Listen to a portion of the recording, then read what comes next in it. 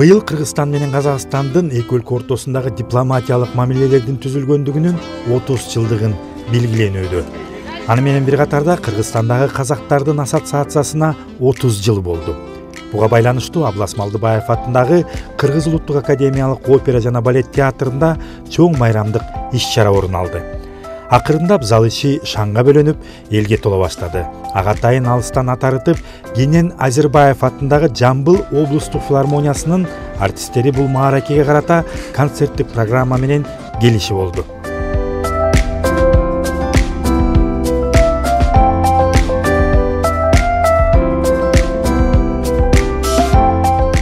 Сегодняшнее мероприятие посвящено 30-летию со дня образования Казахской ассоциации в Кыргызстане.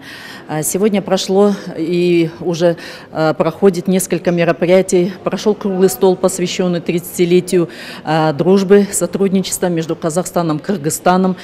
Прошло на очень хорошем, высоком профессиональном уровне. Также сейчас будет проходить концерт, посвященный Дню образования Казахской ассоциации в Кыргызстане. Приехали артисты из Джамбульской области, профессионалы своего дела. Мы считаем, что это очень значимое мероприятие, потому что 30 лет – это уже такой прочный фундамент для наших отношений. Я думаю, это достаточно такая у нас крепкая и, так скажем, даже не дружба, а уже братские наши отношения. Мы и Кыргызстан, и Казахстан совершенно уже практически родные люди.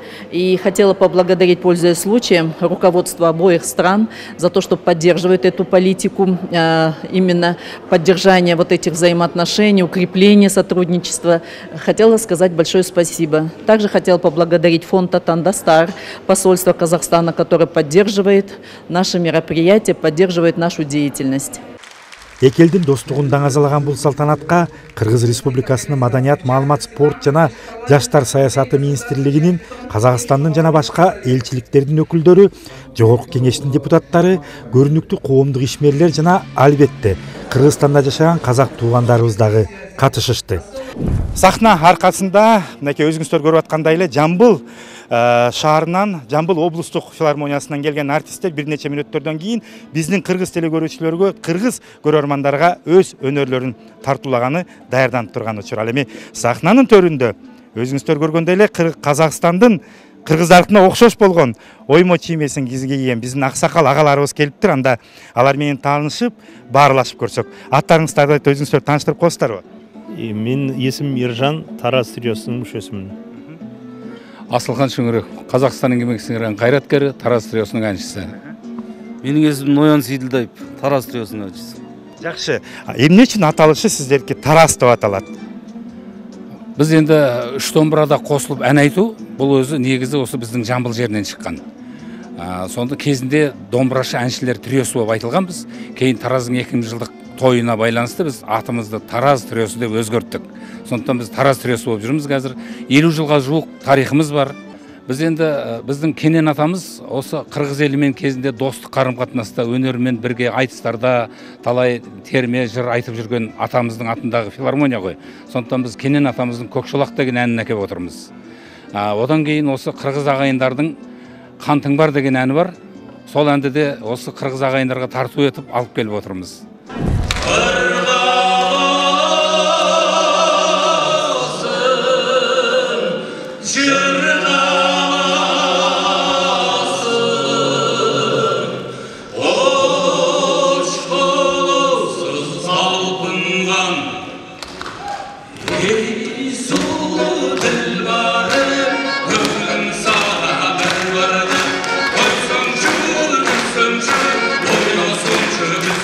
Енді қазақ-қырғыз достығы жасай берсін.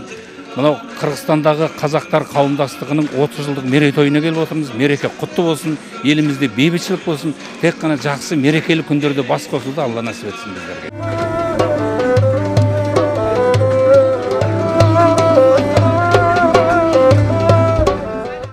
Бізде қылқобыз деп аталады.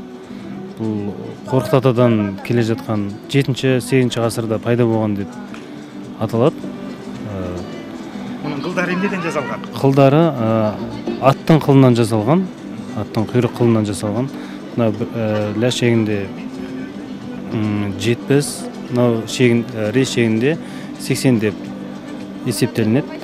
Кыл кобуз деп айтылат экен, эми ал эми кыргызда өзүңүздөр билген эле кыл кыяк деп айтылат. Окшолушу, жазалмалашы бардык эле бирдей экен да, ушуну менен эле биз тастыктап кетсек болот. Демек, кыргыз казактын боордош калк экенин, тилибиз жана дилибиз түбүбүз бир экендигин ушул эле улуттук аспаптар айтып турат.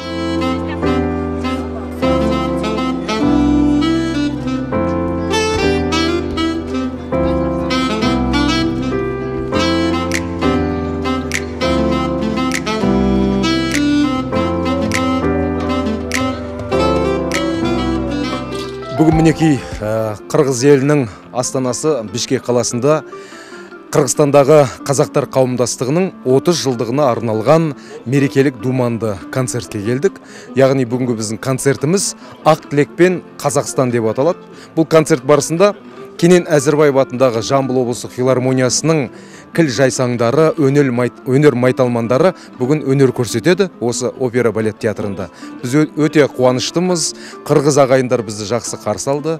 Екі елдің достығы жасай берсін дейміз. Әрине бүгін біз қазақтың төл туындыларын, қазақтың халық әндерін, қазақтың күйлерін, жалпы тек қана қазақ емес, осы Алатаудың бер жағында өмір сүріп жатқан біздің қырғыз ағайындардың да халық әндерін бүгін осы киелі сахнада шырқайтын боламыз. Біз әрине қырғыз ағайындарменен біздің өнеріміз, мәдениетіміз, тіліміз, әдебиетіміз, діліміз, дініміз өте ұқсас. Салт дәстүріміз де ұқсас, тіліміз де ұқсас. Соған байланысты біз жыл сайын осы қырғыз жеріне келіп, өзіміздің концертімізді, мерекелік кештерімізді өткізіп тұрамыз. Қырғыз ағайындар бізді үнемі шақырады.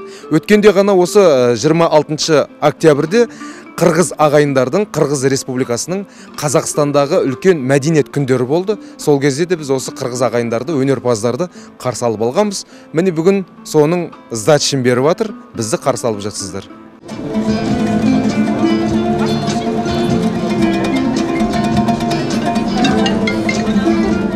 Бүгін енді мынау біздің отандастарды жаңағыдай қорымыздың ұйымдастыруымен екі елдің достығы, ынтымақтастығы, мәдениетінің аясында өтіп жатқан осы бір игі іс-шара. Жалпы ауыл аралас, қойымыз құралас болған қырғыз еліне өнерімізбен, әнімізбен, күйімізбен шашып келген жағдайымыз бар. Енді бүгінгі таңда орындалатын өзім жаңағы осы қырғыз елінің комузшысы Айдана атты ару қызбен күй шашуға шығамыз. Яғни күй тартыс дейді, күйшілердің тартысы. Енді ол жерде әрбір жаңағыдай өз елінің күйлері орындалады. Сол бір екі елдің енді мынау өнері де күйлерінде бірге бір үлкен сахнаға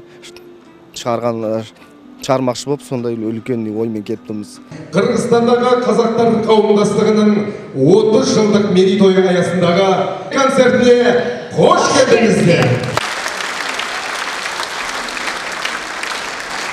Уважаемые гости, уважаемые участники, несомненно, связи между нашими народами более древние, и прошедшие 30 лет являются всего лишь мигом в истории наших многосторонних взаимоотношений. Концерттик программа өзгөчө шаңда кылымдарды караткан каада салты, үрп адаты, маданияты, дили бир эки элдин достугун даңазалаган ырлар, күүлөр менен коштолуп, келген коноктордун көңүлүн көтөрүп, өзгөчө жакшы маанай тартууланды.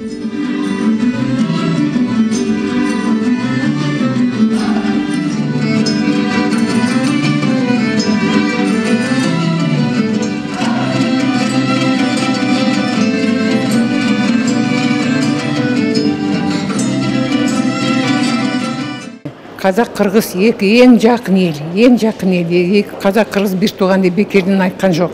Сол үшін мынандай келіп тұрып, біздерді шақырып ана жаққа сондай араласып, қатысып тұрса, әбден жақсы. Себебі бір ел ол бейбітшілікке, емгекке, достыққа, туғаншылыққа әбден жақсы нәрсе.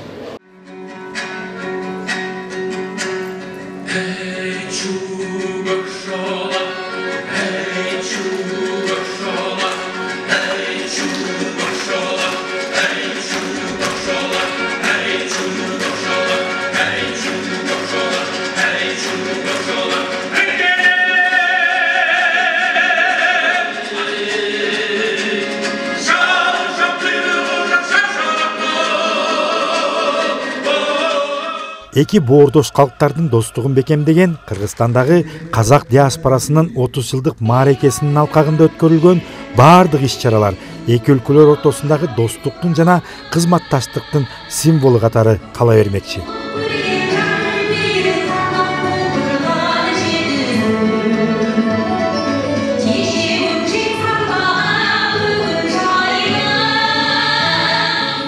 Мааракеңер кут болсун. Бир туугандык ынтымагыбыз мындан ары да арта берсин.